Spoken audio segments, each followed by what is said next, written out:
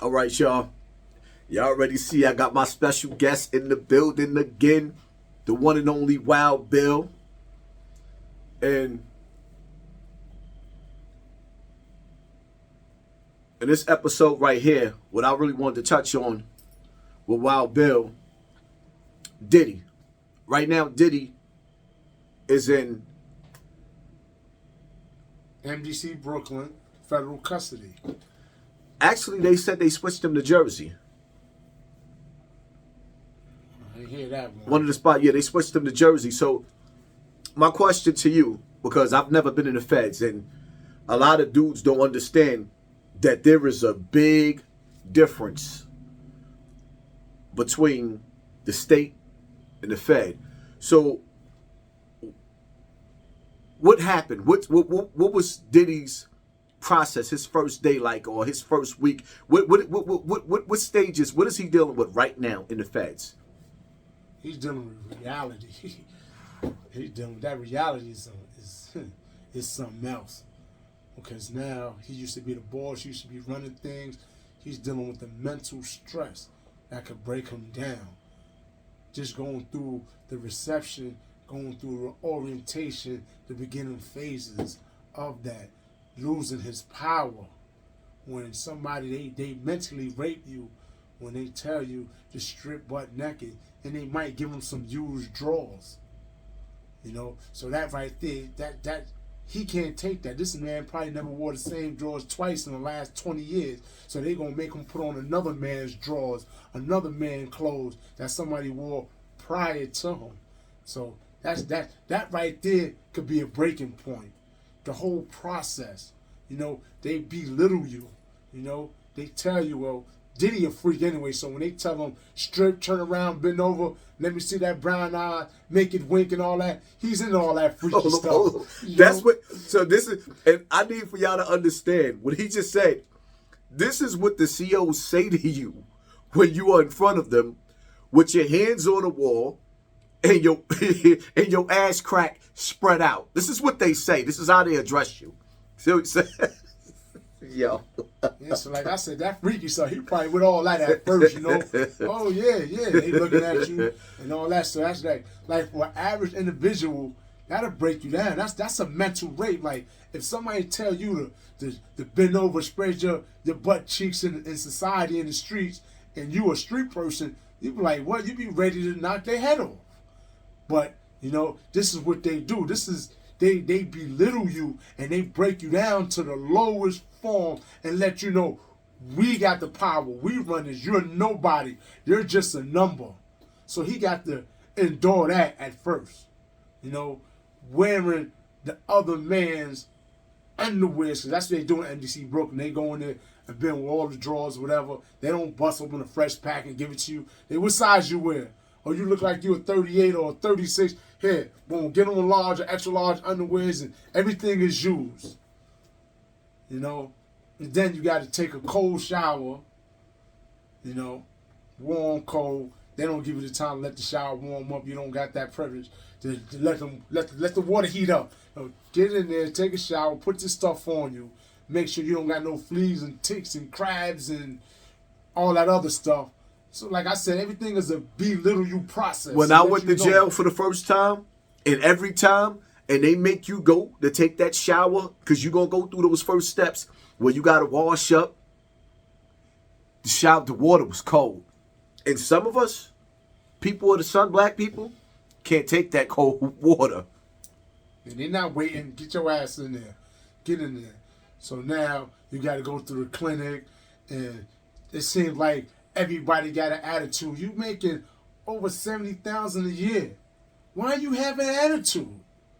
You know, they want to be nasty and rude with you. They there to do a job, to take your blood, to do your little checkup or whatever the case may be. And they mad. They got an attitude for no reason. So you got to deal with that. You got to humble yourself. You got to be like, all right, just do what they say. But like a man of his status, he was a beast in his own world. You know, so now he has to take orders for somebody that's lower than him, don't have no money, don't have no power, and they telling him what to do. That's like, all that is a mental. And they going to play the game with him. And they going to say slick things to him. So now he got to go through the whole medical process. You got to be quarantined for probably a day or two. You know, the food is going to kill him. The food is going to kill him if he eat it. It's going to kill him if he don't eat it. Because the food is horrible. And from, like I said, his lifestyle, yeah, he's going through it. They try to say he was on a hunger strike. But like he said, you don't have a dude that got the best chefs in the world cooking for you every day and then turn around and go to jail and eat that slop. So I don't believe that Diddy was on a hunger strike. I just believe that he couldn't convince himself, like with me, when I was on Rikers Island, there were certain days that I did not eat. And then when you finally get commissary, that was some Yakisovi days. Yakisovi. You're like, what the hell is Yakisovi? What the hell is a Yakisovi? The mystery meat? Remember, we had this bologna that you never see in stores. I've never seen this bologna ever again. If you ever seen this bologna, we called it mystery meat. Even on chicken day, where some dudes will say, all right, I'm eating today. We ain't never seen chicken that looked like that. The food is horrible. The jail food is horrible. You know, I don't eat nothing but fish. I'm a pescatarian. I don't eat nothing but fish.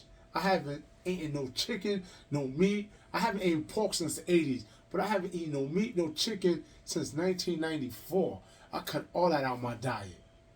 It's serious. So you stopped when we was on the island? Yeah. Oh, wow. Okay. Yeah. I didn't even realize that. Yeah. Wow. So now, what is the guidelines like? What is Diddy dealing with as far as court procedures, lawyers, just the procedures that they take into? Because we went through he got to go to the clinic. We went through the clinic. We went through him taking a shower. Now he gets to meet his cell. Whew-wee. Wow. Cell is cold. Cell is cold. And they know. Right. It's wintertime now. And it's crazy because for the last few years, you had the protesters outside of the jails because there was no heat in the jails, no hot waters in the jail. Certain days they wasn't getting fed in the jail. Damn, Diddy. I remember when I was in MDC Brooklyn, they didn't have no hot water. They didn't have nothing for a couple of days. And they was giving us sandwich meat bags, you know. But they had to order like some tractor trailers that was boilers. They had you could look out the rec deck and you could see downstairs that they had these big trailers, tractor trailers, and they was connected, giving power and hot water and everything to the building. You know, so MDC Brooklyn is not the best place to be. You know, they just get some fix is going to take forever. So now, just that building alone, that jail alone is like it shouldn't be up. But you know, so you've been to the feds, yes, and you've seen the feds give dudes to the moon. What you think Diddy's chances? Because a lot of people, right?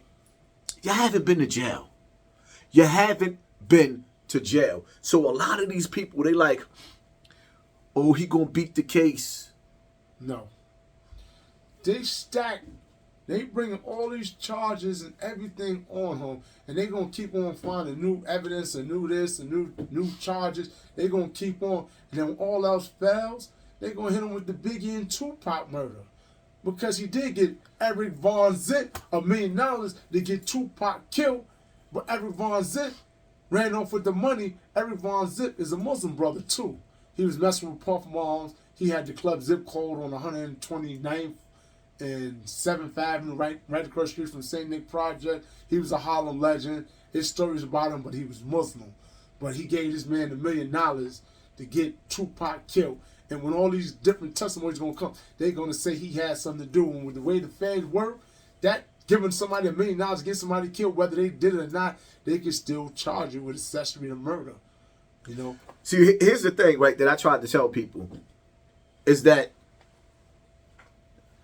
the feds didn't charge Diddy with all of the charges that they have on him.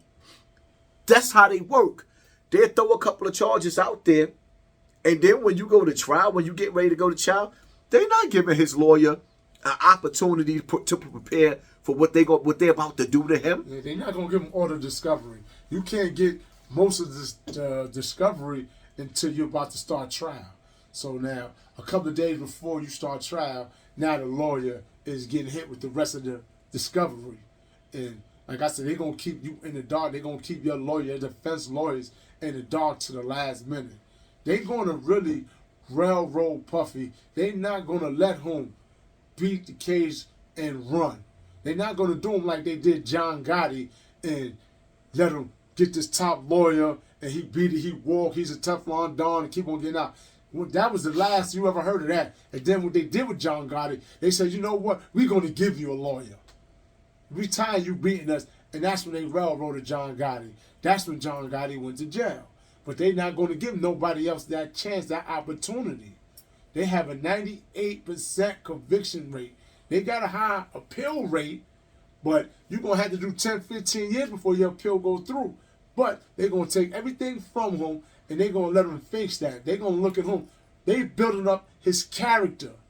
And all these people that's talking about these parties, these white parties, these freak-off parties, and how he molested Justin Bieber and Usher and all this stuff. That's just building his character in the things he do. You know, so all those are character statements. Those not even the charges, because they got a statute of limitation. He can't go back. They can't go back 10 years of what he did with Usher and Justin Bieber 10 years ago, because it expired. But they could go back for the murders. Or, like I said, they could build his character. This is what he's been doing. So somebody younger and new step up within the last 5 years, a couple of years, he's going to be in trouble. They got so much and so many different ways they could come at him. You know, he need to bow down. He done pissed somebody off, and these people he pissed off is, I won't say above the law, but they controlling and manipulating the law. So now let's just say, did he get convicted? What is life gonna be like for him? He get convicted. First of all, he got a lot of violence. You know, he got a lot of stuff on his plate. He got a lot of stuff. So they're not gonna send him to one of them camps where he's gonna be playing golf and all that, where it's sweet. He's gonna go to a penitentiary. They're gonna send him to a max jail. And that's when you got a lot of millionaires in the max jails that just been tucked away for years. He's going to go to a max, and his money is not going to really mean anything. Because other people in there, you got a kingpin, you got a boss in every goddamn state that's in the feds. Big Meech is rich, and he was in there, and I heard he done got into some scuffles in there, even though we know Meech held it down. Yeah, but like I said, Puff, I don't think he a fighter. When he's going to have to fight, they're going to try to store him. He got a lot of things he's going to have to deal with. You know, the reality of doing time, like, I don't know about Hassan really, as far as I'm doing time, but I've been doing time from forget adolescent, I was juvenile. So I've been doing in and out of jail all my life. So wherever I go, I was able to adapt because I started so young. You know, Puffy is 60 whatever years old, and this is the first time going to jail facing time like this. You know, he might not be able to adjust. Not saying it's cool and it sound fly, adjust, adapt. That's not something you want to do, but that's something that's going to have to be a learned behavior. He's going to have to pick up and learn because he's not running nothing no more. He's not bigger than the government. It says the United States versus Sean Puffy P. Diddy Combs. He's facing the whole United States. He's not facing some. This country takes down countries. And he's just one man. So you think he's going to win? You think they're going to let this one man win? He's going against the United States. Well, you know what? What I will say is, they may be spanked. They could decide, all right, we think he learned his lesson. We going to let him out like they did R. Kelly the first time. Or they could sit up there and say, nah, you bit the hand that fed you, my nigga. We got to really, really make an example out of you. This is the end. See, now the whole key to it is with Diddy is that people like, oh, he going to tell. And first of all, you got to understand something.